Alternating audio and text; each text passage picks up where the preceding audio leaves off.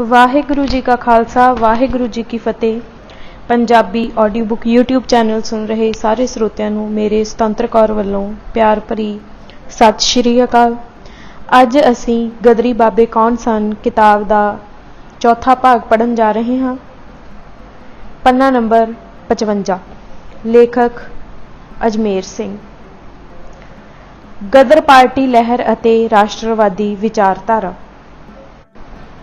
ਗਦਰ party ਦੇ ਸਿਧਾਂਤਕ ਖਾਸੇ ਬਾਰੇ ਚਰਚਾ ਕਰਨ ਵੇਲੇ ਕੁਝ ਗੱਲਾਂ ਧਿਆਨ ਵਿੱਚ ਰੱਖਣੀਆਂ ਜ਼ਰੂਰੀ ਜਾਪਦੀਆਂ ਹਨ।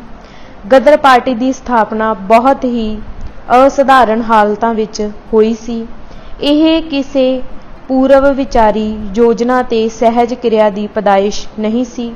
ਇਸ ਦਾ ਜਨਮ ਇੱਕ ਤਰ੍ਹਾਂ ਨਾਲ ਤੂਫਾਨੀ ਵਾਤਾਵਰਨ ਵਿੱਚ ਹੋਇਆ ਸੀ।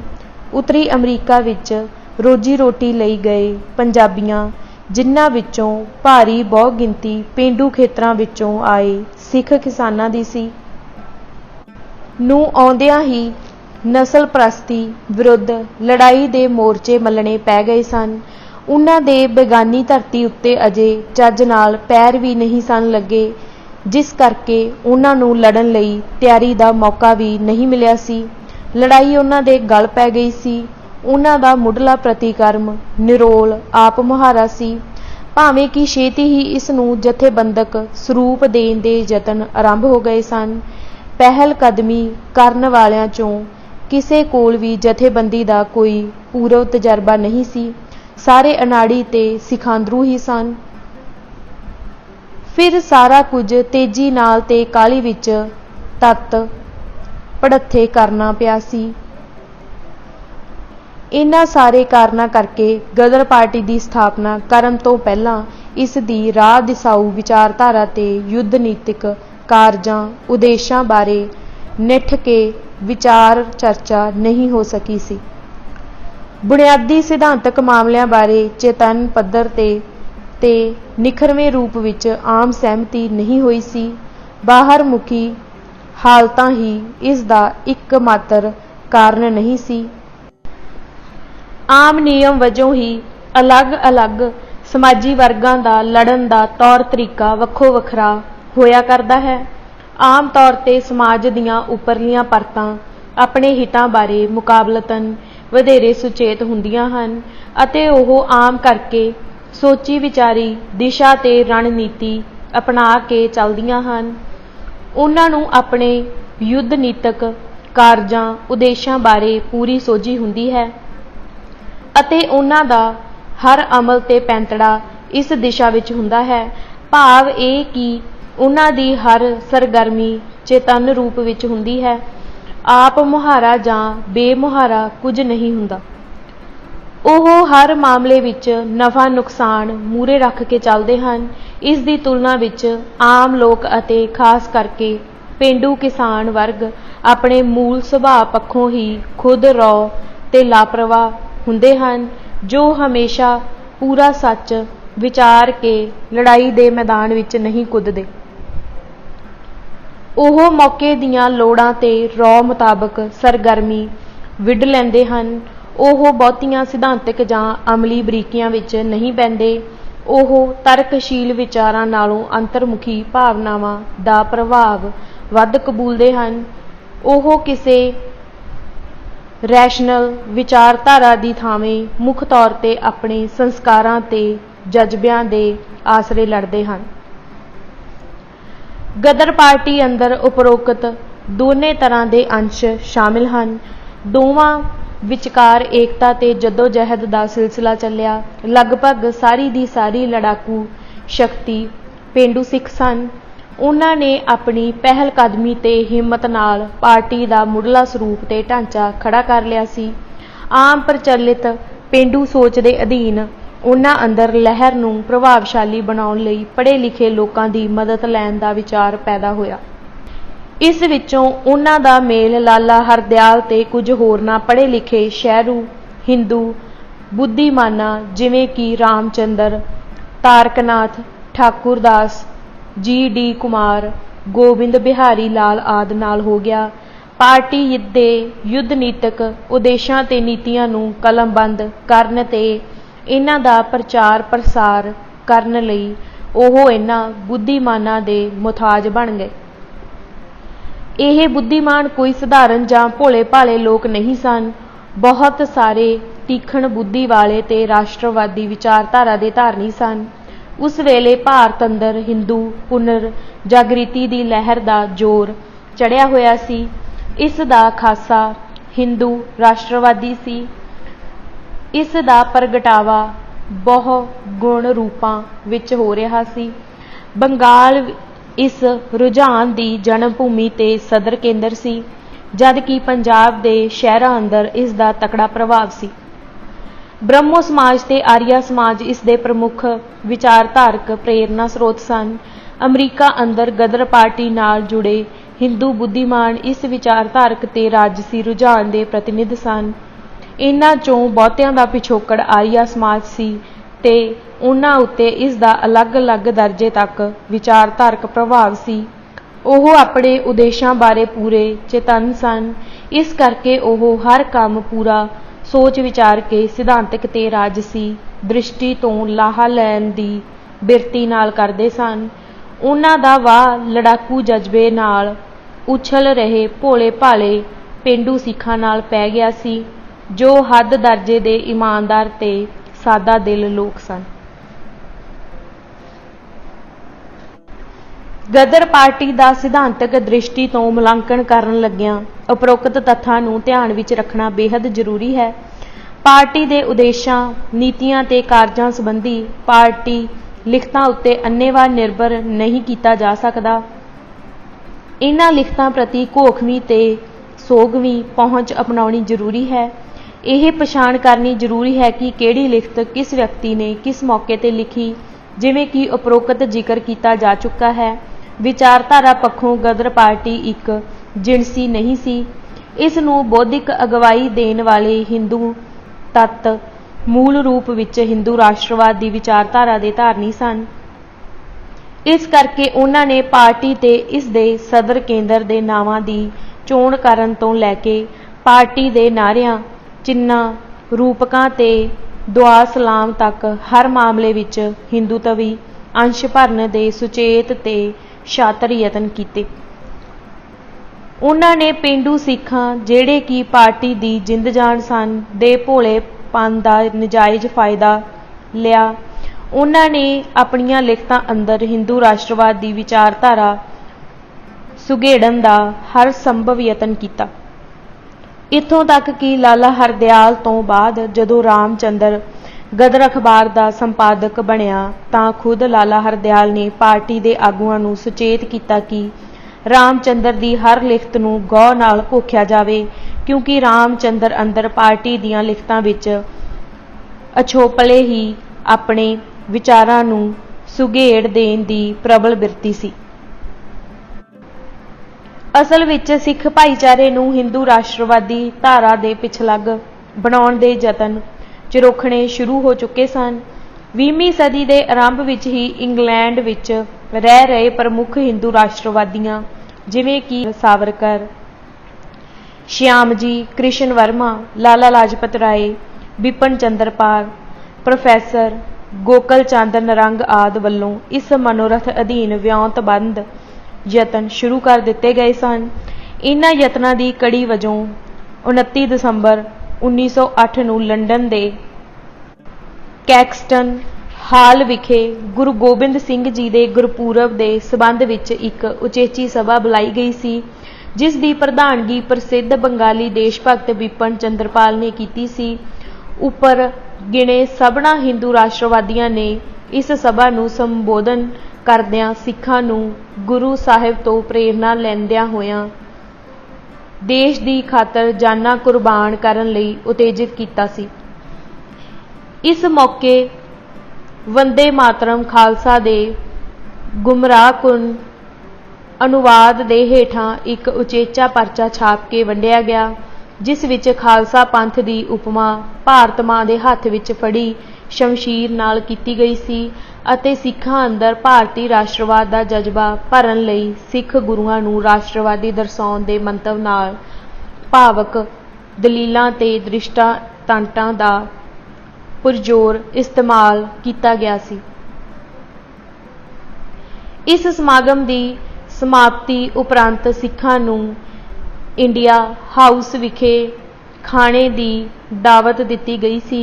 इसे लड़ी नूं जारी रखते हुए 1909 ईस्वी विच भारती फौज अंदर नौकरी कर रहे सिख सैनिकां दे नां एक चिट्ठी जारी की गई सी, जिस विच उन्हां नूं बरतानवी हुकूमत की सेवा करन दी बजाय देश की आज़ादी लई जानां निछावर करन दीआं उत्तेजनापूर्ण अपीलां कीतीआं गईआं सन। पार्टी दे अखबार का नाम गदर लाला हरदयाल की सिफारिश उत्ते रखिया गया सी। उस वेले हिंदू राष्ट्रवादियों अंदर सावरकर की 1857 के गदर बारे लिखी पुस्तक बहुत मकबूल हुई सी। सावरकर ने यह पुस्तक 1857 के गदर की विरासत नूं हिंदूवाद के पुनरुत्थान के लेखे लाउण की भावना नाल लिखी सी। लाला हरदयाल वल्लों पार्टी के अखबार का यह नाम तजवी कीते जाण पिछे भी उसकी इहो भावना काम करदी सी। इसे तरह पार्टी के सदर केंद्र का नाम युगांतर आश्रम भी इसे सोच ते भावना विचों ही निकलिया सी। राजविंदर सिंह राही ने गदर पार्टी बारे अपनियां खोज भरपूर लिखतां विच इस तथ्य की व्याख्या करदिआं दस्सिया कि 20वीं सदी के मुढ़ले सालां अंदर बंगाल विच हिंदू राष्ट्रवादियों दे दो ग्रुप सन, एक अनुशीलन समति ते दूजा विप्लवी अथवा युगांतर ग्रुप। दोवां दे ही धर्म कर्म का आधार गीता सी। अनुशीलन शब्द बंकिम चंद्र चैटर्जी ने स्थापित किया सी, जिसका अर्थ तन ते मन नूं साधना सी। यह दोवें ग्रुप ही बंगाल मातृभूमि नूं ब्रिटिश साम्राज तो मुक्त करवाउण लई टुटवियां खिंडवियां हथियारबंद कार्रवाइयां करते सन।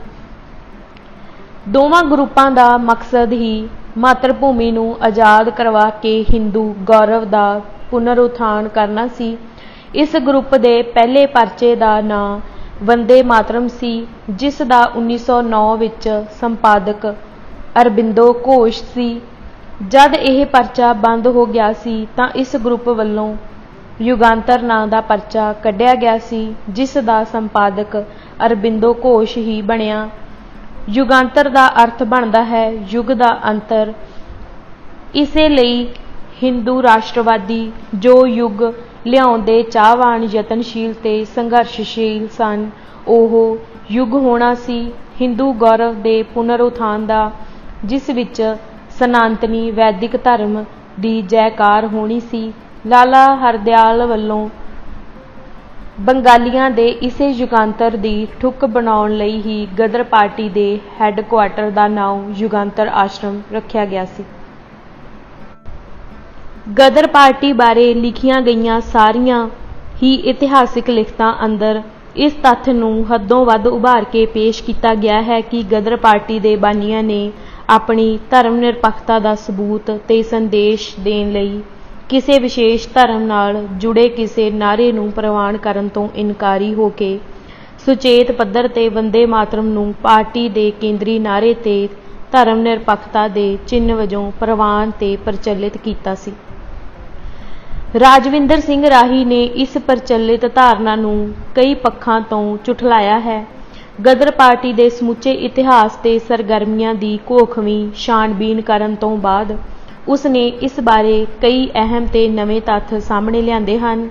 उसने बादलील ढंग ते दृढ़ अंदाज नाल यह दर्शाया है कि वंदे मातरम दे नारे का जन्म कदों केड़ी कुख विचों ते केड़ी दाई हथों होया सी ते इस दी परवरिश किहो जिहे सभ्याचारक ते राजसी माहौल विच होई सी।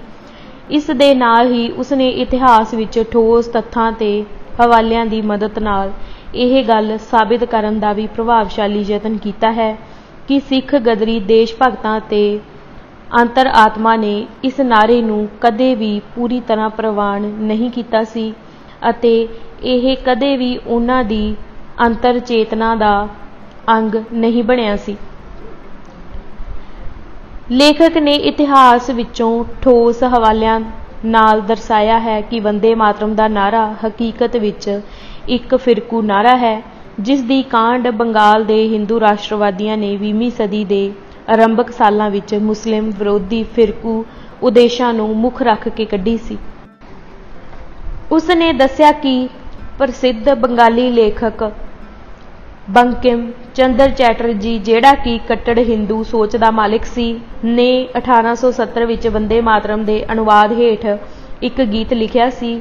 ਬਾਅਦ ਵਿੱਚ 1882 ਈਸਵੀ ਵਿੱਚ ਉਸ ਦਾ ਨਾਵਲ ਆਨੰਦ ਮੱਠ ਪ੍ਰਕਾਸ਼ਿਤ ਹੋਇਆ, ਜਿਸ ਵਿੱਚ ਇਹ ਗੀਤ ਪਾਤਰਾਂ ਦੇ ਮੁੱਖ ਗੀਤ ਵਜੋਂ ਫਿੱਟ ਕੀਤਾ ਗਿਆ ਸੀ।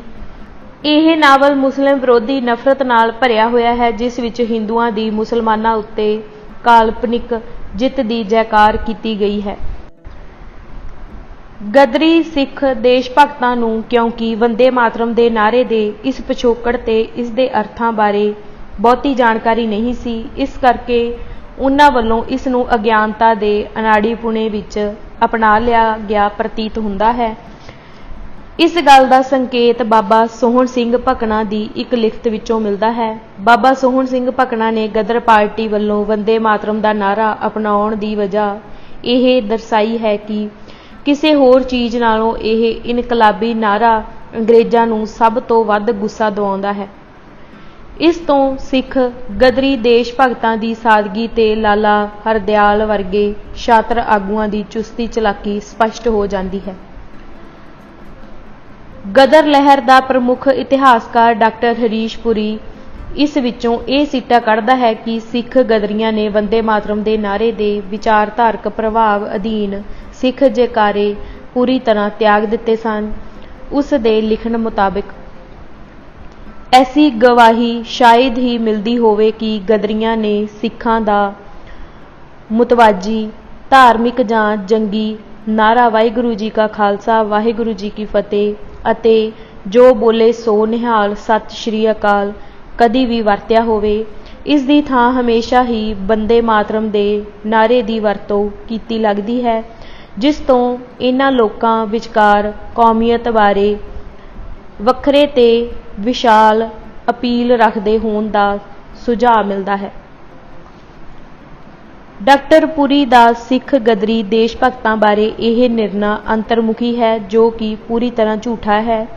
ਇਹ ਸਿੱਖ ਗਦਰੀਆਂ ਦੇ ਸਿਧਾਂਤਿਕ ਨਜ਼ਰੀਏ ਦੀ ਤਰਜਮਾਨੀ ਨਹੀਂ ਕਰਦਾ, ਬਲਕਿ ਲੇਖਕ ਦੇ ਆਪਣੇ ਸਿੱਖ ਪਛਾਣ ਪ੍ਰਤੀ ਤਸੱਬੀ ਵਤੀਰੇ ਦੀ ਚੁਗਲੀ ਕਰਦਾ ਹੈ। ਇਸ ਗੱਲ ਬਾਰੇ ਰੱਤੀ ਸੰਦੇਹ ਨਹੀਂ ਕਿ ਗਦਰੀਆਂ ਦਾ ਦ੍ਰਿਸ਼ਟੀਕੋਣ ਪੂਰੀ ਤਰ੍ਹਾਂ ਅਫਿਰਕੂ ਸੀ, ਪਰ ਉਹਨਾਂ ਦਾ ਇਹ ਨਜ਼ਰੀਆ ਲਿਬਰਲ ਫਲਸਫੇ ਵਿੱਚੋਂ ਉਪਜੇ ਧਰਮ ਨਿਰਪੱਖਤਾ ਦੇ ਆਧੁਨਿਕ ਸੰਕਲਪ ਨਾਲੋਂ ਬਹੁਤ ਵੱਖਰਾ ਸੀ। ਲਿਬਰਲ ਫਲਸਫਾ ਧਰਮ ਨੂੰ ਵਿਅਕਤੀ ਦਾ ਨਿੱਜੀ ਮਾਮਲਾ ਕਰਾਰ ਦਿੰਦਾ ਹੈ ਅਤੇ ਇਸ ਦੇ ਜਨਤਕ ਜੀਵਨ ਅੰਦਰ ਪ੍ਰਗਟਾਵੇ ਦਾ ਵਿਰੋਧ ਕਰਦਾ ਹੈ, ਜਿਸ ਦਾ ਭਾਵ ਇਹ ਬਣਦਾ ਹੈ ਕਿ ਵਿਅਕਤੀ ਦੇ ਧਾਰਮਿਕ ਅਕੀਦੇ ਜੋ ਮਰਜ਼ੀ ਹੋਣ, ਉਸ ਦਾ ਸਮਾਜੀ ਵਿਹਾਰ ਇਸ ਤੋਂ ਨਿਰਲੇਪ ਰਹਿਣਾ ਚਾਹੀਦਾ ਹੈ।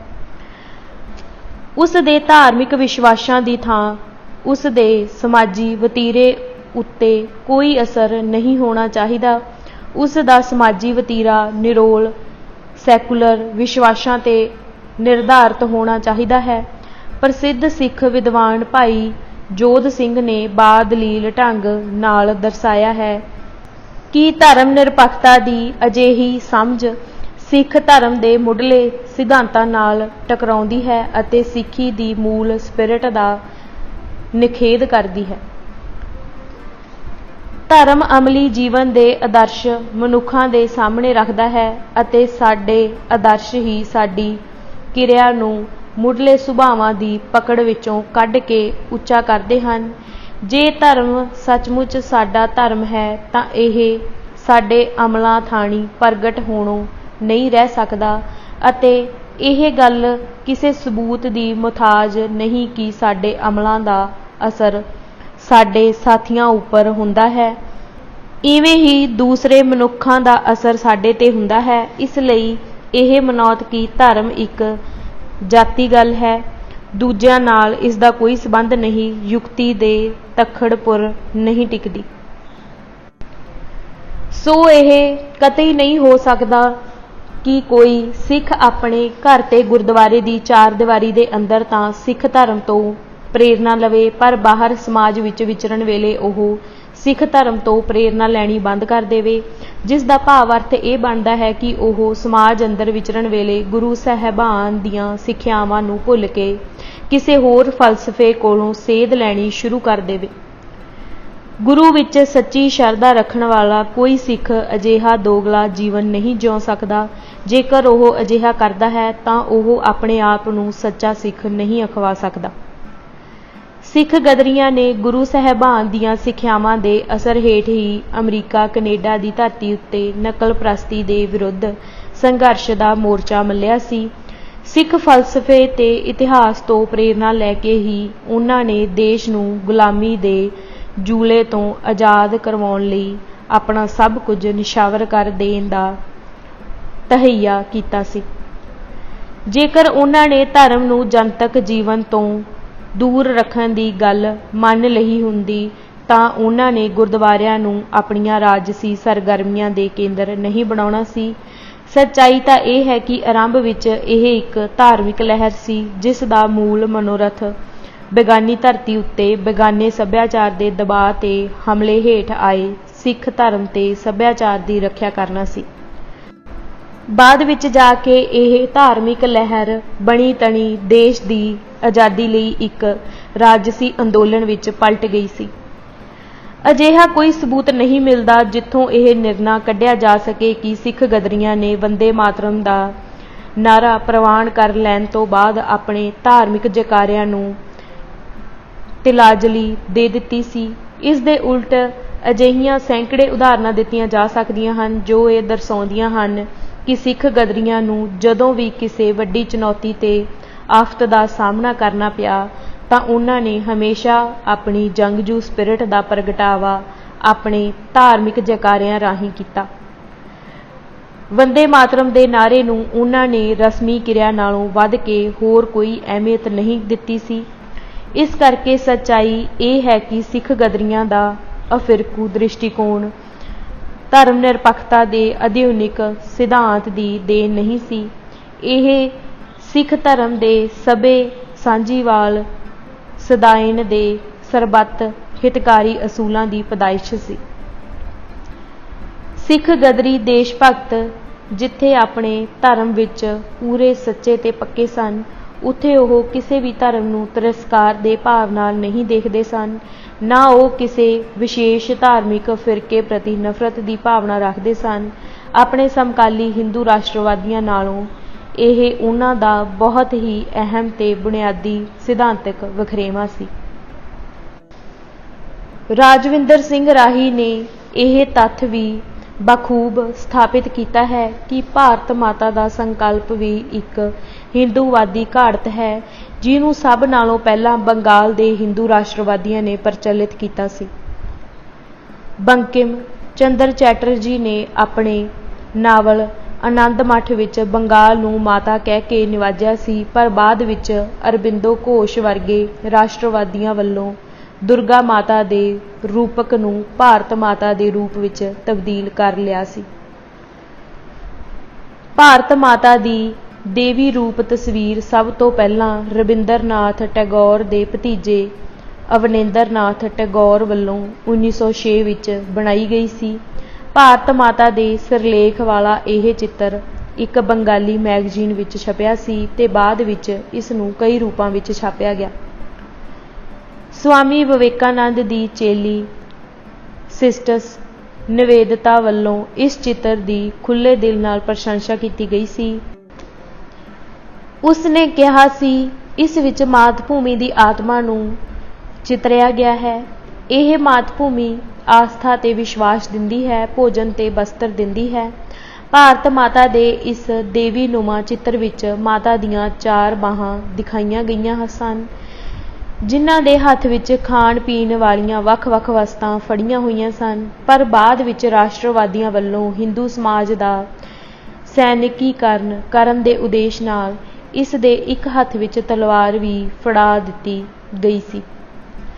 ਹਾਂ, ਇੰਨੀ ਗੱਲ ਜ਼ਰੂਰ ਸੱਚੀ ਹੈ ਕਿ ਸਿੱਖ ਗਦਰੀਆਂ ਵਿੱਚੋਂ ਵੀ ਇੱਕਾ ਦੁੱਕਾ ਵਿਅਕਤੀ ਅਣਜਾਣੇ ਤੌਰ ਤੇ ਹਿੰਦੂਵਾਦ ਦੀ ਵਿਚਾਰਧਾਰਕ ਲਾਗ ਤੋਂ ਪ੍ਰਭਾਵਿਤ ਸਨ।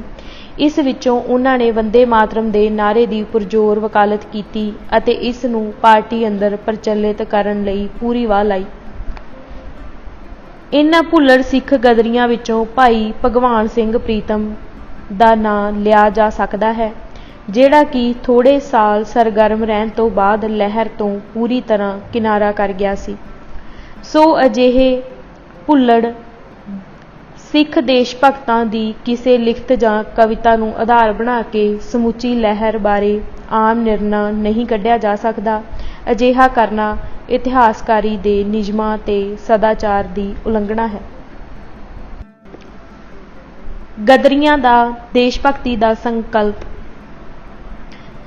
गदरी देश भगत ते हिंदू राष्ट्रवादी ये दोनों बरतानवी बस्तीवादी राज दे बराबर विरोधी सन अते इस दा खात्मा करके भारत अंदर सुदेशी राज स्थापित करन दी तमन्ना ते तांग रखदे सन। परंतु दोवां दे बस्तीवाद दे विरोध दा आधार अलग अलग सी अते सुदेशी राज बारे दोवां दा नज़रिया भी वक्खो वखरा सी।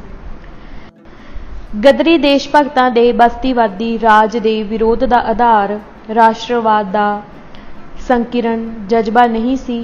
उन्हां दा विरोध मूल रूप विच उन्हां दे जमहूरी आकांक्षां जिहड़ी कि सिख स्पिरिट दी देन सी विचों पैदा होया सी। कोई सिरे दा तवस्वी ही इस तत्थ तो मुनकर हो सकदा है कि सिखां अंदर भारत दे होर किसी भी वर्ग दी तुलना विच जमहूरीयत दी जोरदार अंतरीव भावना है। इस दी वजह सिख धर्म दा न्यारा फलसफा ते इस विचों प्रगट होया उन्हां दा न्यारा ते गौरवशाली इतिहास है। इस करके सिख सुते सिद्ध ही जुलम ते धक्केशाही दे खिलाफ लड़न लई तत्पर हो जांदे हन। सिख दर्शन ते संगठन दा लक्ष्य मनुख दी भरपूरता है अते इस दे राह विच रुकावट बनन वाले जालम शासक ग्रोहां दा नाश करना इस लक्ष्य विच शामिल है। भरपूरता तक पहुंचण लई जो विरोध आउंदे हन उन्हां नूं हटाउणा सिख मार्ग दी वचनबद्धता है। सिख गुरुआं ने मनुख नूं आज़ादी दा सुपना दिता। यह आज़ादी पश्चिमी तर्ज दी नहीं सी, रूसो वाली नहीं। यह आज़ादी दा सुपना सृष्टि दे नियमां दे सौंदर्य नाल जुड़िया होया सी। सिख गदरी इस सिखी गुण की बदौलत ही पहला अमरीका कनेडा अंदर गोरियां की नकल प्रस्ती के खिलाफ तन गए सन अते फिर भारत अंदरों बस्तीवाद का बोरी बिस्तरा गोल करन लई व्यापक पैमाने ते लामबंद हो गए सन। उन्हां दे सरोकार निरोल भारत की आज़ादी तक ही सीमित नहीं सन। इस करके वो जिस धरती उत्ते सन, चीन सी जां फिलिपीन, सिंगापुर सी जां थाईलैंड, बर्मा सी जां मलाया, उन्हां हर जगह स्थापति विरुद्ध बगावत की। इस दी तुलना विच हिंदू राष्ट्रवादियों की बरतानवी राज की विरोधता किसी वड्डे ते पवित्र ख्याल जां जज्बे विचों पैदा नहीं हुई सी। इस दा आधार गैरां कोलों ताकत खोण दे तर्क विचों उपजिया राष्ट्रवाद का संकीर्ण जज्बा सी। हिंदू राष्ट्रवाद के रुझान की अगवाई करने वाले जात अभिमानी वर्गां अंदर जमहूरीयत की भावना का कोई अंश नहीं सी। जात पाती प्रबंध जमहूरीयत ते बराबरी की भावना का निखेध है। गदरी देश भगतां दे समकाली हिंदू राष्ट्रवादी जात पाती प्रबंध की खुल्लम खुल्ली वकालत करते सन। सिख गदरी देश भगतां की उन्हां नाल जिन्नी कु भी सांझ सी उसका आधार विचारधारक नहीं, निरोल राजसी सी। भाव सांझे दुश्मन के खिलाफ सांझी लड़ाई लड़न दा राजसी असूल ते दा पेचक पैंतड़ा। विचारधारक दृष्टिकोण के उपरोक्त वखरेवियां की वजह करके भारत की एकता ते अखंडता बारे भी दोहां वर्गां दा नज़रिया बहुत ही अलग अलग सी। गदरी देश भगत ज़ाहरा तौर ते भारत की एकता के हामी सन, पर उन्हां लई भारत की एकता मुख रूप विच एक समाजी यथार्थ सी। उन्हां ने इस नूं हिंदू राष्ट्रवादियों वांगू एक राजसी एजेंडे के तौर ते नहीं लिया सी। उन्हां दे दिलो दिमाग अंदर एक विशाल ते बहुवादी ਭਾਰਤ ਦਾ ਸੰਕਲਪ ਸੀ। ਉਹ ਹਿੰਦੂ ਰਾਸ਼ਟਰਵਾਦੀਆਂ ਦੀ ਇੱਕ ਦੇਸ਼, ਇੱਕ ਕੌਮ, ਇੱਕ ਭਾਸ਼ਾ ਦੀ ਧਾਰਨਾ ਨਾਲ ਮੁਤਫਿਕ ਨਹੀਂ ਸਨ। 15 ਮਾਰਚ 1916 ਦੇ ਗਦਰ ਅਖਬਾਰ ਵਿੱਚ ਛਪੇ ਇੱਕ ਲੇਖ ਵਿੱਚ ਗਦਰੀਆਂ ਨੇ ਇਸ ਧਾਰਨਾ ਦਾ ਨਿਖੇਧ ਕੀਤਾ ਕਿ ਕੌਮੀ ਇਤਫਾਕ ਦੇ ਵਾਸਤੇ ਦੇਸ਼ ਅੰਦਰ ਇੱਕੋ ਸਾਂਝੀ ਭਾਸ਼ਾ ਜ਼ਰੂਰੀ ਹੈ। ਉਹਨਾਂ ਸਵਿਟਜ਼ਰਲੈਂਡ ਦੀ ਮਿਸਾਲ ਦਿੱਤੀ ਤੇ ਕਿਹਾ, ਉੱਥੇ 3 ਨਸਲਾਂ ਦੇ ਆਦਮੀ ਰਹਿੰਦੇ ਹਨ, ਅਰਥਾਤ ਜਰਮਨ, ਇਟਾਲੀਅਨ ਤੇ ਫਰਾਂਸੀਸੀ ਲੋਕ। ਉੱਥੇ 3 ਜ਼ਬਾਨਾਂ ਬੋਲੀਆਂ ਜਾਂਦੀਆਂ ਹਨ ਅਤੇ ਪਰਜਾ ਜੁਦਾ ਮਹਿਜ਼ਬਾਂ ਨੂੰ ਮੰਨਦੀ ਹੈ। ਅਮਰੀਕਾ ਵਿੱਚ ਯੂਰਪ ਦੀਆਂ ਸਭ ਕੌਮਾਂ ਦੇ ਮਜ਼ਹਬਾਂ ਦੇ ਲੋਕ ਵਸਦੇ ਹੋਏ ਹਨ, ਪਰ ਫਿਰ ਵੀ ਉੱਥੇ ਇਤਫਾਕ ਹੈ। ਸਾਡੇ ਖਿਆਲ ਵਿੱਚ ਹਿੰਦੁਸਤਾਨ ਵਿੱਚ ਫੁੱਟ ਦੀ ਕੇਵਲ ਇੱਕ ਵਜ੍ਹਾ ਹੈ ਕਿ ਲੋਕਾਂ ਨੂੰ ਇਤਫਾਕ ਦੇ ਅਰਥਾਂ ਦਾ ਪਤਾ ਨਹੀਂ ਹੈ ਅਤੇ ਨਾ ਹੀ ਇਹਨਾਂ ਨੂੰ ਇਤਫਾਕ ਪੈਦਾ ਕਰਨ ਦੇ ਅਮਲੀ ਤਰੀਕੇ ਦਾ ਹੀ ਗਿਆਨ ਹੈ। ਸੋ ਕੌਮੀ ਏਕਤਾ ਤੇ ਗਦਰੀ ਦੇਸ਼ ਭਗਤਾਂ ਦੀ ਮੁਰਾਦ ਕੌਮੀਅਤਾਂ ਦੀ ਏਕਤਾ ਸੀ। ਸਿੱਖ ਗਦਰੀ ਦੇਸ਼ ਭਗਤਾਂ ਦੇ ਭਾਰਤ ਦੀ ਏਕਤਾ ਦੇ ਇਸ ਬਹੁਵਾਦੀ ਸੰਕਲਪ ਦੀਆਂ ਜੜ੍ਹਾਂ ਸਿੱਖ ਫਲਸਫੇ ਵਿੱਚ ਲੱਗੀਆਂ ਹੋਈਆਂ ਸਨ। ਇਸਲਾਮ ਤੇ ਬ੍ਰਾਹਮਣਵਾਦ ਦੇ ਇਕਹਿਰੇ ਕੇਂਦਰਵਾਦ ਦੇ ਉਲਟ ਸਿੱਖ ਧਰਮ ਬਹੁਮੁਖੀ ਕੇਂਦਰਵਾਦ ਦਾ ਧਾਰਨੀ ਹੈ। ਇਸ ਦਾ ਉਦੇਸ਼ ਏਕਤਾ ਹੈ, ਨਾ ਕਿ ਇਕਮਤਾ। ਇਹ ਸਹਿਣਸ਼ੀਲਤਾ ਦਾ ਮੁੱਦਈ ਹੈ, ਨਾ ਹੀ ਇਹ ਸਮਾਜੀ ਊਚ ਨੀਚ ਤੇ ਭੇਦਭਾਵ ਦਾ ਤਾਂ ਵਿਰੋਧੀ ਹੈ ਹੀ। ਤੱਤ ਨਿਚੋੜ ਇਹ ਹੈ ਕਿ ਸਿੱਖ ਗਦਰੀ ਦੇਸ਼ ਭਗਤਾਂ ਦੀ ਸਮੁੱਚੀ ਰਾਜਨੀਤੀ ਤੇ ਸਮਾਜੀ ਵਿਚਾਰਧਾਰਾ ਉਹਨਾਂ ਦੇ ਸਦਾਚਾਰਕ ਆਲਮ ਵਿੱਚ ਆਧਾਰਿਤ ਸੀ। ਉਹਨਾਂ ਦੀ ਸਿਆਸੀ ਰਣਨੀਤੀ ਤੇ ਕਾਰਜ ਵਿਧੀ ਉਹਨਾਂ ਦੇ ਸੱਭਿਆਚਾਰ ਨਾਲ ਇਕਸੁਰ ਸੀ। ਉਹ ਆਪਣੇ ਸੱਭਿਆਚਾਰਕ ਆਤਮਾ ਨੂੰ ਪ੍ਰਮੁੱਖ ਰੱਖਦੇ ਸਨ। ਉਹਨਾਂ ਦਾ ਸਾਰਾ ਰਾਜਸੀ ਆਚਾਰ ਵਿਹਾਰ ਇੱਥੋਂ ਨਿਰਧਾਰਤ ਹੁੰਦਾ ਸੀ। ਇਸ ਕਰਕੇ ਲਹਿਰ ਲਈ ਪੈਸੇ ਦੀ ਲੋੜ ਪੂਰੀ ਕਰਨ ਵਾਸਤੇ ਡਾਕੇ ਮਾਰਨ ਦੀ ਤਜਵੀਜ਼ ਬਾਰੇ ਉਹਨਾਂ ਦੇ ਬੰਗਾਲੀ ਹਿੰਦੂ ਕ੍ਰਾਂਤੀਕਾਰੀਆਂ ਨਾਲ ਤਿੱਖੇ ਮਤਭੇਦ ਪ੍ਰਗਟ ਹੋ ਗਏ ਸਨ। ਅੰਤ ਵਿੱਚ ਗਦਰੀਆਂ ਨਾਲ ਨੇੜਤਾ ਵਾਹ ਵਾਸਤਾ ਰੱਖਣ ਵਾਲੇ ਬੰਗਾਲੀ ਕ੍ਰਾਂਤੀਕਾਰੀ ਸਚਿੰਦਰਨਾਥ ਸਨਿਆਲ, ਜਿਹੜਾ ਕਿ ਰਾਸ ਬਿਹਾਰੀ ਬੋਸ ਦਾ ਨੇੜਲਾ ਸਾਥੀ ਤੇ ਵਿਸ਼ਵਾਸ ਪਾਤਰ ਸੀ, ਦੇ ਸਿੱਖ ਗਦਰੀਆਂ ਬਾਰੇ ਗ੍ਰਹਿਣ ਕੀਤੇ ਪ੍ਰਭਾਵ ਨਿਰਣਿਆਂ ਉੱਤੇ ਨਜ਼ਰ ਮਾਰੀ ਜਾਵੇ ਤਾਂ ਉਹਨਾਂ ਦੇ ਮਨੋਜਗਤ ਨੂੰ ਸਮਝਣ ਵਿੱਚ ਵੱਡੀ ਮਦਦ ਮਿਲ ਸਕਦੀ ਹੈ। ਹਰਿੰਦਰ ਸਿੰਘ ਮਹਿਬੂਬ ਨੇ ਇਤਿਹਾਸ ਲੇਖਣੀ ਵਿੱਚ ਮਨੋਵਿਗਿਆਨਿਕ ਪੱਖ ਦੀ ਮਹੱਤਤਾ ਇਸ ਤਰ੍ਹਾਂ ਦਰਸਾਈ ਹੈ। ਮਨੁੱਖੀ ਮਨ ਦੇ ਕਾਇਦੇ ਕਾਨੂੰਨ ਅਤੇ ਕੁਦਰਤੀ ਚਾਲ ਜਾਣੇ ਬਿਨਾਂ ਇਤਿਹਾਸਕਾਰ ਬਾਹਰਲੇ ਸਬੂਤਾਂ ਦੀ ਠੀਕ ਵਰਤੋਂ ਨਹੀਂ ਕਰ ਸਕਦੇ, ਕਿਉਂਕਿ ਮਨੋਜਗਤ ਦੇ ਸ਼ੁੱਧ ਦਰਸ਼ਨ ਬਿਨਾਂ ਕਿਸੇ ਵਿਅਕਤੀ ਦਾ ਇਤਿਹਾਸਿਕ ਅਮਲ ਸਹੀ ਚਾਨਣ ਵਿੱਚ ਦਿਸਣਾ ਅਸੰਭਵ ਹੈ। ਸੋ ਮਨੋਜਗਤ ਦੀ ਸੂਝ ਵੀ ਇਤਿਹਾਸਕਾਰ ਲਈ ਇੱਕ ਤੱਥ ਬਲਕਿ ਇੱਕ ਸੂਖਮ ਤੱਥ ਹੀ ਹੋਣਾ ਚਾਹੀਦਾ ਹੈ। ਪੇਸ਼ ਹਨ ਸਨਿਆਲ ਦੀ ਸਵੈ ਜੀਵਨੀ ਵਿੱਚੋਂ ਕੁਝ ਢੁਕਵੇਂ ਅੰਸ਼। ਪੰਜਾਬ ਵਿੱਚ ਭਾਰਤ ਦਾ ਰਾਸ਼ਟਰੀ ਝੰਡਾ ਬਣਾ ਲਿਆ ਗਿਆ। ਉਸ ਝੰਡੇ ਵਿੱਚ ਆਪਣੀ ਵਿਸ਼ੇਸ਼ਤਾ ਦੱਸਣ ਵਾਲੇ ਖਾਸ ਰੰਗ ਨੂੰ ਸਥਾਨ ਦਿਵਾਉਣ ਲਈ ਸਿੱਖਾਂ ਨੇ ਬੜਾ ਜ਼ੋਰ ਪਾਇਆ। ਝੰਡੇ ਦਾ ਫੈਸਲਾ 12 ਫਰਵਰੀ ਦੀ ਉਸ ਮੀਟਿੰਗ ਵਿੱਚ ਕੀਤਾ ਗਿਆ ਸੀ, ਜਿਸ ਵਿੱਚ ਗਦਰ ਕਰਨ ਦੀ ਯੋਜਨਾ ਨੂੰ ਅੰਤਿਮ ਛੋਹਾਂ ਦਿੱਤੀਆਂ ਗਈਆਂ ਸਨ। ਇਸ ਮੀਟਿੰਗ ਵਿੱਚ ਸਾਰੇ ਚੋਟੀ ਦੇ ਆਗੂ ਮੌਜੂਦ ਸਨ, ਜਿਵੇਂ ਬਾਬਾ ਨਿਧਾਨ ਸਿੰਘ ਚੁੱਗਾ, ਕਰਤਾਰ ਸਿੰਘ ਸਰਾਭਾ, ਜਗਤ ਸਿੰਘ ਸੁਰ ਸਿੰਘ, ਵਿਸ਼ਨੂੰ ਗਣੇਸ਼ ਪਿੰਗਲੇ,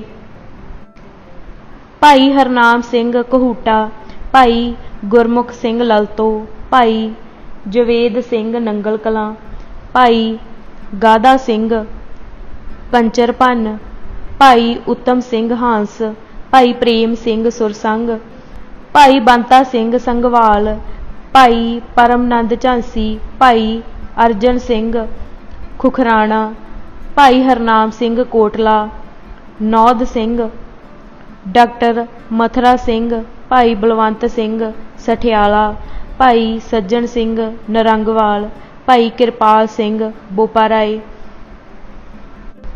ਸ਼੍ਰੀ ਹਿਰਦੇ ਰਾਮ ਤੇ ਸ਼੍ਰੀ ਰਾਸ ਬਿਹਾਰੀ ਬੋਸ ਆਦਿ ਸ਼ਾਮਿਲ ਸਨ। ਇਸ ਮੀਟਿੰਗ ਵਿੱਚ ਸਿੱਖਾਂ ਨੇ ਝੰਡੇ ਵਿੱਚ ਆਪਣੇ ਹਿੱਸੇ ਦਾ ਕੇਸਰੀ ਰੰਗ ਸ਼ਾਮਿਲ ਕਰਨ ਲਈ ਪੂਰਾ ਜ਼ੋਰ ਪਾਇਆ ਸੀ। ਪੰਜਾਬ ਦੇ ਸਿੱਖਾਂ ਵਿੱਚੋਂ ਅਨੇਕ ਦੀ ਇੱਛਾ ਸੀ ਕਿ ਪੰਜਾਬ ਵਿੱਚ ਖਾਲਸਾ ਰਾਜ ਫਿਰ ਤੋਂ ਸਥਾਪਿਤ ਕੀਤਾ ਜਾਵੇ। ਸਿੱਖਾਂ ਦੀ ਇਸ ਰਾਜਸੀ ਆਕਾਂਖਿਆ ਨੂੰ ਗਲਤ ਠਹਿਰਾਉਣ ਲਈ ਸਨਿਆਲ ਆਪਣੇ ਵੱਲੋਂ ਪੂਰੀ ਇਮਾਨਦਾਰੀ ਨਾਲ ਹਿੰਦੂ ਰਾਸ਼ਟਰਵਾਦ ਦੇ ਅਸਲੀ ਤੱਤ ਉੱਤੇ ਪਰਦਾ ਪਾਉਣ ਦੀ ਕੋਸ਼ਿਸ਼ ਕਰਦਾ ਹੋਇਆ ਲਿਖਦਾ ਹੈ ਕਿ ਕ੍ਰਾਂਤੀਕਾਰੀਆਂ ਵਿੱਚੋਂ ਬਹੁਤੇ ਹਿੰਦੂ ਅਜਿਹੇ ਸਨ, ਉਹਨਾਂ ਵਿਚਕਾਰ ਕਿਸੇ ਨਾ ਕਿਸੇ ਦੇ ਦਿਲ ਵਿੱਚ ਇਹ ਇੱਛਾ ਗੁਪਤ ਰੂਪ ਵਿੱਚ ਸੀ ਕਿ ਭਾਰਤ ਦੇ ਆਜ਼ਾਦ ਹੋਣ ਦਾ ਮਤਲਬ ਹਿੰਦੂ ਰਾਜ ਦੀ ਪੁਨਰ ਸਥਾਪਨਾ ਹੋਵੇਗੀ, ਪਰ ਹੌਲੀ-ਹੌਲੀ ਇਹ ਭਾਵ ਬਿਲਕੁਲ ਅਲੋਪ ਹੋ ਜਾਂਦਾ ਹੈ ਅਤੇ ਅੰਤ ਵਿੱਚ ਹਾਲਾਂਕਿ ਉਹ ਮੁੱਖ ਰੂਪ ਵਿੱਚ ਹਿੰਦੂਆਂ ਦੇ ਉੱਪਰ ਹੀ ਭਰੋਸਾ ਕਰਕੇ ਅੱਗੇ ਵਧਦੇ ਸਨ, ਫਿਰ ਵੀ ਭਾਰਤ ਦੀ ਆਜ਼ਾਦੀ ਦੀ ਕਲਪਨਾ ਵਿੱਚ ਭਾਰਤ ਦੀ ਕਿਸੇ ਵੀ ਜਾਤੀ ਕੌਮ ਨੂੰ ਦੂਸਰੀ ਜਾਤੀ ਦੇ ਅਧੀਨ ਰੱਖਣ ਦਾ ਸੰਕਲਪ ਨਹੀਂ ਰੱਖਿਆ। ਅਰਥਾਤ ਭਾਰਤ ਦੀ ਆਜ਼ਾਦੀ ਲਈ ਭਾਵੇਂ ਹਿੰਦੂ ਮੁੱਖ ਰੂਪ ਨਾਲ ਸੰਘਰਸ਼ ਕਰਨ ਵਾਲੇ ਸਨ, ਫਿਰ ਵੀ ਉਹ ਮੰਨਦੇ ਸਨ ਕਿ ਆਜ਼ਾਦ ਭਾਰਤ ਵਿੱਚ ਹਰੇਕ ਜਾਤੀ ਦਾ ਸਮਾਨ ਅਧਿਕਾਰ ਹੋਵੇਗਾ ਅਤੇ ਹਰੇਕ ਜਾਤੀ ਦੇ ਅਧਿਕਾਰ ਸੁਰੱਖਿਅਤ ਰਹਿਣਗੇ। ਇਹੀ ਸੀ ਭਾਰਤੀ ਕ੍ਰਾਂਤੀਕਾਰੀਆਂ ਦਾ ਰਾਜਨੀਤਿਕ ਆਦਰਸ਼। ਮੈਂ ਪੰਜਾਬ ਜਾ ਕੇ ਲਾਹੌਰ ਦੇ ਪ੍ਰੋਫੈਸਰ ਜੈਚੰਦਰ ਜੀ ਵਿਦਿਆ ਲੰਕਾਰ ਕੋਲ ਠਹਿਰਿਆ। ਮੈਨੂੰ ਠੀਕ ਯਾਦ ਨਹੀਂ ਹੈ ਕਿ ਉਸ ਵਾਰ ਜਾਂ ਇਹ ਤੋਂ ਪਹਿਲਾਂ ਹੀ ਮੈਨੂੰ ਪਤਾ ਲੱਗ ਗਿਆ ਸੀ ਕਿ ਸਰਦਾਰ ਗੁਰਮੁਖ ਸਿੰਘ ਜੀ ਆਦਿ ਜਿਹੜੇ ਆਪਣਾ ਅਲੱਗ ਸੰਗਠਨ ਬਣਾ ਰਹੇ ਸਨ, ਉਹ ਇਹ ਨਹੀਂ ਚਾਹੁੰਦੇ ਸਨ ਕਿ ਇਸ ਵਾਰ ਗੈਰ ਸਿੱਖ ਸੰਸਥਾਵਾਂ ਦੇ ਨਾਲ ਮਿਲ ਕੇ ਭਾਰਤੀ ਕ੍ਰਾਂਤੀਕਾਰੀ ਅੰਦੋਲਨ ਵਿੱਚ ਹਿੱਸਾ ਲਿਆ ਜਾਵੇ। ਇੱਥੋਂ ਤੱਕ ਕਿ ਸਰਦਾਰ ਗੁਰਮੁਖ ਸਿੰਘ ਨੇ ਚਾਹਿਆ ਕਿ ਸੱਚੇ ਸਾਥੀ ਸਰਦਾਰ ਭਗਤ ਸਿੰਘ ਨੂੰ ਵੀ ਸਾਡੇ ਨਾਲੋਂ ਤੋੜ ਕੇ ਆਪਣੀ ਸੰਸਥਾ ਵਿੱਚ ਸ਼ਾਮਿਲ ਕਰ ਲੈਣ। ਗੁਰਮੁਖ ਸਿੰਘ ਜੀ ਜਿੰਨੀਆਂ ਵੀ ਗੱਲਾਂ ਭਗਤ ਸਿੰਘ ਨੂੰ ਕਹਿੰਦੇ ਸਨ, ਉਹ ਸਾਰੀਆਂ ਭਗਤ ਸਿੰਘ ਸਾਨੂੰ ਆ ਕੇ ਦੱਸ ਦਿੰਦੇ ਸਨ। ਬਹੁਤ ਪੁੱਠੇ ਰਾਹ ਪਾਉਣ 'ਤੇ ਵੀ ਭਗਤ ਸਿੰਘ ਨੇ ਸਾਡਾ ਸਾਥ ਨਹੀਂ ਛੱਡਿਆ। ਮੈਂ ਵੀ ਗੁਰਮੁਖ ਸਿੰਘ ਨੂੰ ਮਿਲਦਾ ਰਿਹਾ। ਆਪਣੀ ਸੰਸਥਾ ਦੇ ਛਪੇ ਹੋਏ ਕਾਇਦੇ ਕਾਨੂੰਨ ਗੁਰਮੁਖ ਸਿੰਘ ਨੇ ਮੈਨੂੰ ਦਿੱਤੇ ਸਨ। ਉਹਨਾਂ ਤੋਂ ਮੈਨੂੰ ਪਤਾ ਲੱਗਾ ਕਿ ਉਹਨਾਂ ਦੀ ਸੰਸਥਾ ਰੂਸ ਦੀ ਸਾਮਵਾਦੀ ਨੀਤੀ 'ਤੇ ਆਧਾਰਿਤ ਹੈ। ਸਾਮਵਾਦੀ ਨੀਤੀ ਬਾਰੇ ਗੁਰਮੁਖ ਸਿੰਘ ਨਾਲ ਬਹੁਤ ਗੱਲਬਾਤ ਹੋਈ। ਜਿੱਥੋਂ ਤੱਕ ਮੈਨੂੰ ਯਾਦ ਹੈ, ਉਸ ਸਮੇਂ ਗੁਰਮੁਖ ਸਿੰਘ ਜੀ ਪੂਰਨ ਤੌਰ 'ਤੇ ਮਾਰਕਸਵਾਦੀ ਨਹੀਂ ਸਨ। ਕਾਰਨ ਇਹ ਕਿ ਭੌਤਿਕਵਾਦ ਵਿੱਚ ਉਹਨਾਂ ਦਾ ਪੂਰਨ ਵਿਸ਼ਵਾਸ ਨਹੀਂ ਸੀ। ਜੇਕਰ ਮੈਂ ਭੁੱਲ ਨਹੀਂ ਕਰ ਰਿਹਾ ਤਾਂ ਸੰਭਵ ਹੈ ਕਿ ਗੁਰਮੁਖ ਸਿੰਘ ਜੀ ਨੇ ਮੈਨੂੰ ਇਹ ਵੀ ਕਿਹਾ ਕਿ ਰੂਸ ਦੀ ਪੂਰੀ ਨਕਲ ਕਰਨ ਦੀ ਕੋਈ ਲੋੜ ਨਹੀਂ ਹੈ। ਮੈਨੂੰ ਪਤਾ ਲੱਗਾ ਕਿ ਸਰਦਾਰ ਗੁਰਮੁਖ ਸਿੰਘ ਰੂਸ ਹੋ ਕੇ ਆਏ ਹਨ। ਕਾਬਲ ਵਿੱਚ ਵੀ ਇਹਨਾਂ ਦੇ ਅੱਡੇ ਮੌਜੂਦ ਹਨ। ਗੁਰਮੁਖ ਸਿੰਘ ਕਈ ਵਾਰ ਕਾਬਲ ਗਏ ਸਨ। ਗੁਰਮੁਖ ਸਿੰਘ ਬੋਲ ਸ਼ਿਵਕਾਂ ਦੇ ਸਿਧਾਂਤ ਦੇ ਆਧਾਰ 'ਤੇ ਸਿੱਖਾਂ ਵਿੱਚ ਆਪਣਾ ਸੰਗਠਨ ਕਰਨਾ ਚਾਹੁੰਦੇ ਸਨ। ਉਹਨਾਂ ਨਾਲ ਗੱਲਬਾਤ ਕਰਕੇ ਮੈਂ ਅਨੁਭਵ ਕੀਤਾ ਕਿ ਉਹ ਸਿੱਖਾਂ ਤੋਂ ਇਲਾਵਾ ਹੋਰ ਕਿਸੇ ਕੌਮ ਨਾਲ ਮਿਲ ਕੇ ਕੰਮ ਕਰਨਾ ਨਹੀਂ ਚਾਹੁੰਦੇ। ਮੈਨੂੰ ਬੜਾ ਦੁੱਖ ਹੋਇਆ, ਪਰ ਮੈਂ ਸਮਝ ਗਿਆ ਕਿ ਕ੍ਰਾਂਤੀਕਾਰੀ ਅੰਦੋਲਨ ਵਿੱਚ ਵੀ ਸੰਪਰਦਾਇਕਤਾ ਦਾ ਜ਼ਹਿਰ ਆਪਣਾ ਰੰਗ ਦਿਖਾਉਣ ਲੱਗ ਪਿਆ ਏ। ਮੈਂ ਸਮਝ ਗਿਆ ਕਿ ਗੁਰਮੁਖ ਸਿੰਘ ਹੁਣ ਮੇਰੇ ਨਾਲ ਰਲ ਕੇ ਕੋਈ ਕੰਮ ਨਹੀਂ ਕਰਨਗੇ। ਉਪਰੋਕਤ ਹਵਾਲਿਆਂ 'ਚੋਂ ਸਿੱਖ ਗਦਰੀਆਂ ਦੇ ਮਨੋਭਾਵਾਂ ਦੀ ਜੋ ਤਸਵੀਰ ਉਘੜਦੀ ਹੈ, ਉਸ ਤੋਂ ਲੋਕ ਲਹਿਰ ਬਾਰੇ ਇਹ ਸੱਚਾਈ ਦ੍ਰਿੜ ਹੁੰਦੀ ਹੈ ਕਿ ਜਿਹੜੀ ਵੀ ਲਹਿਰ ਲੋਕ ਲਹਿਰ ਬਣਦੀ ਹੈ, ਉਹਦੇ ਪਿੱਛੇ ਮੂਲ ਰੂਪ ਵਿੱਚ ਜਜ਼ਬਾ ਕੰਮ ਕਰਦਾ ਹੈ। ਲੋਕਾਂ ਦੀ ਆਪਣੀ ਵਿਰਾਸਤ ਦਾ ਜਜ਼ਬਾ, ਆਪਣੇ ਸਾਂਝੇ ਕੌਮੀ ਕਿਰਦਾਰ ਨਾਲ ਹੀ ਲੋਕ ਮੈਦਾਨ ਵਿੱਚ ਨਿਤਰਦੇ ਹਨ। ਗਦਰ ਦੀ ਅਸਫਲਤਾ ਮਗਰੋਂ ਬਾਬਿਆਂ ਦੇ ਸਾਹਮਣੇ ਦੋ ਰਾਹ ਸਨ। ਇੱਕ ਸੀ ਕਮਿਊਨਿਸਟ ਇਨਕਲਾਬ ਦੇ ਰਾਹੇ ਪੈਣਾ। 1917 ਦੇ ਰੂਸ ਦੇ ਇਨਕਲਾਬ ਨੇ ਦੁਨੀਆ ਭਰ ਵਿੱਚ ਲੋਕਾਂ ਨੂੰ ਆਪਣੇ ਅਸਰ ਹੇਠ ਲੈ ਲਿਆ ਸੀ, ਜਿਹੜਾ ਗਦਰੀਆਂ 'ਤੇ ਵੀ ਪਿਆ। ਆਪਣੀ ਅਸਫਲਤਾ ਕਾਰਨ ਉਹਨਾਂ ਨੇ ਬੜੀ ਸ਼ਿੱਦਤ ਨਾਲ ਇਸ ਨੂੰ ਸਮਝਣ ਤੇ ਲਾਗੂ ਕਰਨ ਦੀ ਕੋਸ਼ਿਸ਼ ਕੀਤੀ। ਜਿਵੇਂ ਸਨਿਆਲ ਨੇ ਲਿਖਿਆ ਹੈ, ਇਹ ਬਾਬੇ ਮਾਰਕਸੀ ਖਿਆਲ ਨੂੰ ਆਪਣੇ ਅਨੁਸਾਰ ਲਾਗੂ ਕਰਨਾ ਚਾਹੁੰਦੇ ਸਨ, ਮਤਲਬ ਸਿੱਖੀ ਨਾਲ ਮੇਲ ਕਰਕੇ। ਦੂਜਾ ਰਾਹ ਸੀ ਭਾਰਤੀ ਰਾਸ਼ਟਰਵਾਦ ਦਾ, ਜਿਹੜਾ ਬਰੀਕ ਜਿਹੇ ਓਹਲੇ ਵਿੱਚ ਹਿੰਦੂ ਰਾਸ਼ਟਰਵਾਦ ਸੀ। ਭਾਈ ਸੰਤੋਖ ਸਿੰਘ ਅਤੇ ਬਾਬਾ ਊਧਮ ਸਿੰਘ ਕਸੇਲ ਦੀ ਮੌਤ ਮਗਰੋਂ 1928 ਤੱਕ ਸਿੱਖੀ ਭਾਈਚਾਰੇ ਵਾਲੇ ਗਦਰੀਆਂ ਦਾ ਪਲੇਟਫਾਰਮ ਇੱਕ ਤਰ੍ਹਾਂ ਨਾਲ ਟੁੱਟ ਗਿਆ।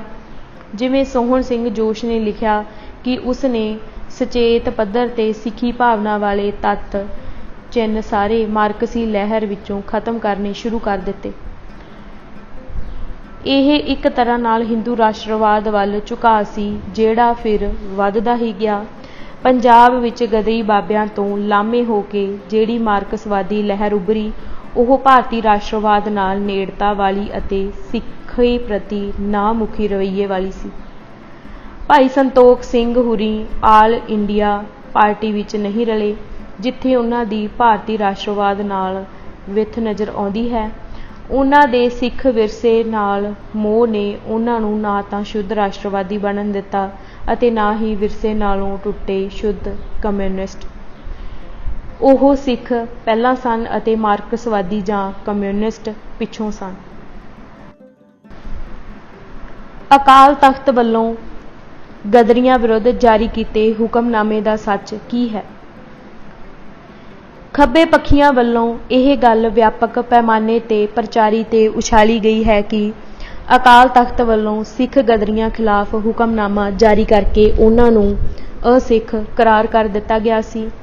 ਇਸ ਤੱਥ ਦੀ ਓਟ ਲੈ ਕੇ ਨਾ ਕੇਵਲ ਸਿੱਖ ਸੰਸਥਾਵਾਂ ਨੂੰ ਬਦਨਾਮ ਕਰਨ, ਸਗੋਂ ਇਸ ਦੀ ਆੜ ਹੇਠ ਆਮ ਰੂਪ ਵਿੱਚ ਹੀ ਸਿੱਖ ਧਰਮ ਵਿਰੁੱਧ ਮਨੋਭਾਵ ਪੈਦਾ ਕਰਨ ਦੇ ਯਤਨ ਕੀਤੇ ਗਏ ਅਤੇ ਕੀਤੇ ਜਾ ਰਹੇ ਹਨ। ਪਰ ਸੱਚ ਕੀ ਹੈ? ਕਾਮਾਗਾਟਾ ਮਾਰੂ ਗੁਰੂ ਨਾਨਕ ਜਹਾਜ਼ 26 ਸਤੰਬਰ 1914 ਨੂੰ ਕਲਕੱਤੇ ਬਜਬਜ ਘਾਟ ਤੇ ਪੁੱਜਾ ਸੀ। 29 ਸਤੰਬਰ ਨੂੰ ਅੰਗਰੇਜ਼ੀ ਹਕੂਮਤ ਦੀ ਪੁਲਿਸ ਨੇ ਇਸ ਦੇ ਮੁਸਾਫਰਾਂ ਉੱਤੇ ਅੰਨ੍ਹੇਵਾਹ ਗੋਲੀਬਾਰੀ ਕੀਤੀ, ਜਿਸ ਨਾਲ 1.5 ਦਰਜਨ ਤੋਂ ਵੱਧ ਮੁਸਾਫਰਾਂ ਦੀ ਮੌਤ ਹੋ ਗਈ। ਇਸ ਤੋਂ ਵੀ ਵੱਧ ਜ਼ਖਮੀ ਹੋ ਗਏ। ਇਸ ਖੂਨੀ ਸਾਕੇ ਵਿਰੁੱਧ ਦੇਸ਼ ਦੇ ਲੋਕਾਂ, ਖਾਸ ਕਰਕੇ ਸਿੱਖ ਭਾਈਚਾਰੇ ਅੰਦਰ ਅੰਗਰੇਜ਼ ਹਕੂਮਤ ਦੇ ਖਿਲਾਫ ਰੋਸ ਤੇ ਗੁੱਸੇ ਦੀ ਜ਼ਬਰਦਸਤ ਲਹਿਰ ਪੈਦਾ ਹੋ ਗਈ ਸੀ। ਇਸ ਹਾਲਤ ਤੋਂ ਘਬਰਾ ਕੇ ਅੰਗਰੇਜ਼ ਹਾਕਮਾਂ ਨੇ ਆਪਣੇ ਸਿੱਖ ਸਮਾਜ ਅੰਦਰਲੇ ਵਫਾਦਾਰ ਵਰਗਾਂ ਦੀਆਂ ਸੇਵਾਵਾਂ ਲੈਣ ਦਾ ਪੈਂਤੜਾ ਧਾਰਨ ਕੀਤਾ। ਉਸ ਵੇਲੇ ਅਰੂੜ ਸਿੰਘ ਦਰਬਾਰ ਸਾਹਿਬ ਦਾ ਸਰਕਾਰ ਵੱਲੋਂ ਥਾਪਿਆ ਮੈਨੇਜਰ ਸੀ ਅਤੇ ਸਰਦਾਰ ਸੁੰਦਰ ਸਿੰਘ ਮਜੀਠੀਆ ਚੀਫ ਖਾਲਸਾ ਦੀਵਾਨ ਦਾ ਕਰਤਾ ਧਰਤਾ ਸੀ।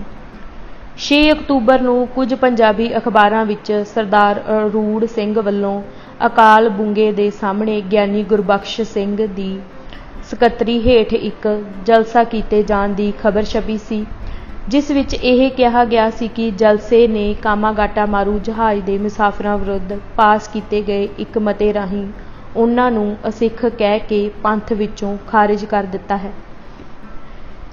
ਦੇਸ਼ ਅਖਬਾਰ ਵਿੱਚ ਛਪੀ ਖਬਰ ਵਿੱਚ ਇਹ ਦਾਅਵਾ ਕੀਤਾ ਗਿਆ ਕਿ ਸਰਦਾਰ ਸੁੰਦਰ ਸਿੰਘ ਮਜੀਠੀਏ ਦੇ ਪੁੱਤਰ ਨੇ ਜਲਸੇ ਅੰਦਰ ਇਸ ਮਤੇ ਦੀ ਪ੍ਰੋੜਤਾ ਕੀਤੀ।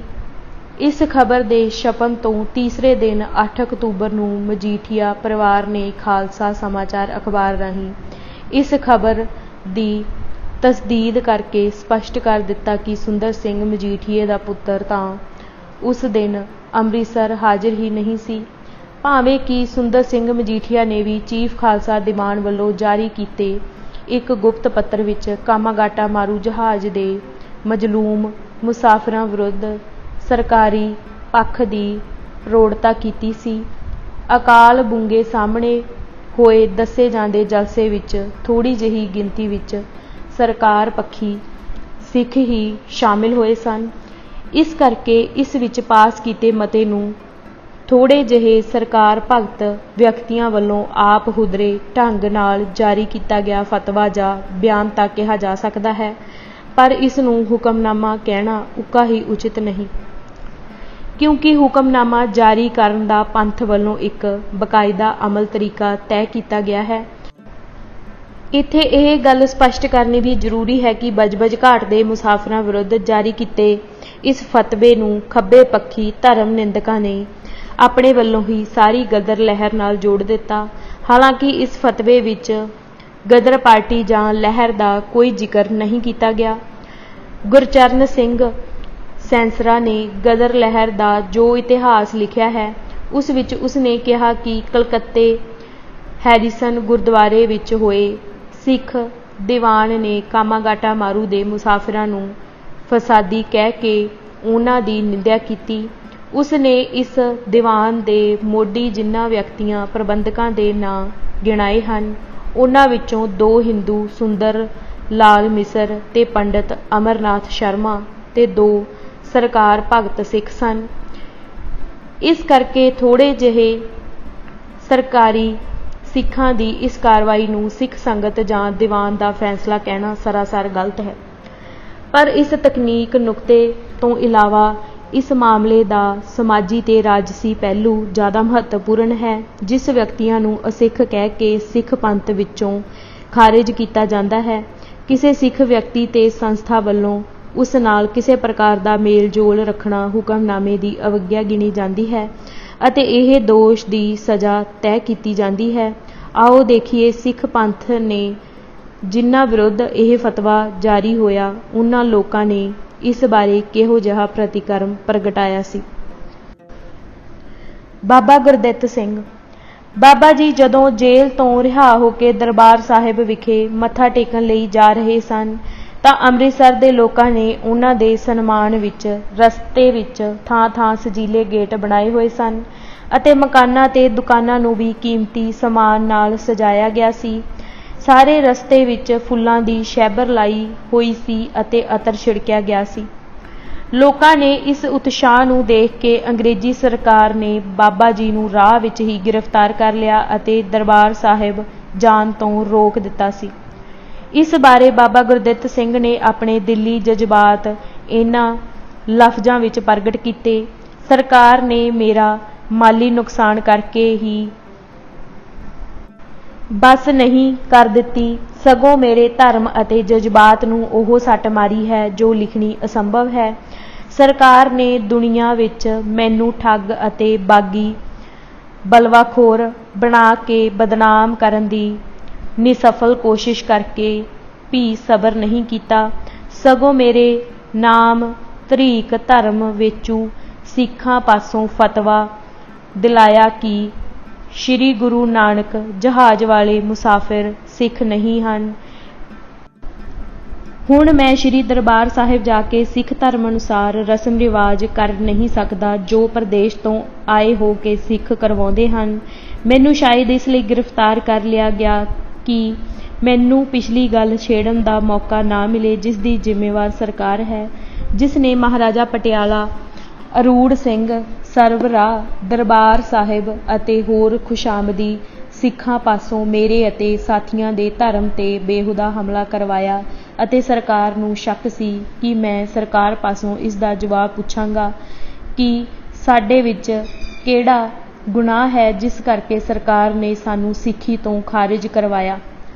ਸਿੱਖ ਨੂੰ ਅਸਿੱਖ ਆਖਣਾ ਉਸ ਦੇ ਸਿਰ ਕੱਟ ਲੈਣ ਨਾਲੋਂ ਅਧਿਕ ਬੁਰਾ ਹੈ। 5 ਪਿਆਰਿਆਂ ਨੇ ਸਿੱਖ ਬਣਨ ਲਈ ਸੀਸ ਭੇਂਟ ਕੀਤੇ ਸਨ।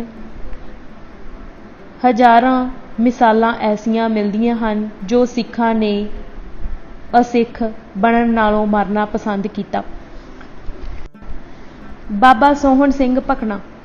ਪ੍ਰੋਫੈਸਰ ਪ੍ਰੇਮ ਸਿੰਘ ਬਜਾਜ ਨਾਲ ਗੱਲਬਾਤ ਕਰਦਿਆਂ ਬਾਬਾ ਭਕਨਾ ਨੇ ਜਦੋਂ ਜੇਲ੍ਹਾਂ ਅੰਦਰ ਉਹਨਾਂ ਵੱਲੋਂ ਸਿੱਖ ਮਰਿਆਦਾ ਦੀ ਰੱਖਿਆ ਕਰਨ ਲਈ ਝੱਲੇ ਕਸ਼ਟਾਂ ਦੀ ਵਿਥਿਆ ਸੁਣਾਈ ਤਾਂ ਪ੍ਰੋਫੈਸਰ ਬਜਾਜ ਨੇ ਇੱਕਦਮ ਅੱਗੋਂ ਸਵਾਲ ਕੀਤਾ ਕਿ ਤੁਸੀਂ ਤਾਂ ਸਿੱਖੀ ਦੀ ਖਾਤਰ ਲੜਦੇ ਰਹੇ ਹੋ, ਪਰ ਕੀ ਉਹਨਾਂ ਦਿਨਾਂ 1915 ਵਿੱਚ ਗਦਰੀਆਂ ਨੂੰ ਅਕਾਲ ਤਖਤ ਤੋਂ ਸਿੱਖ ਨਾ ਹੋਣ ਦਾ ਫਤਵਾ ਨਹੀਂ ਸੀ ਮਿਲਿਆ?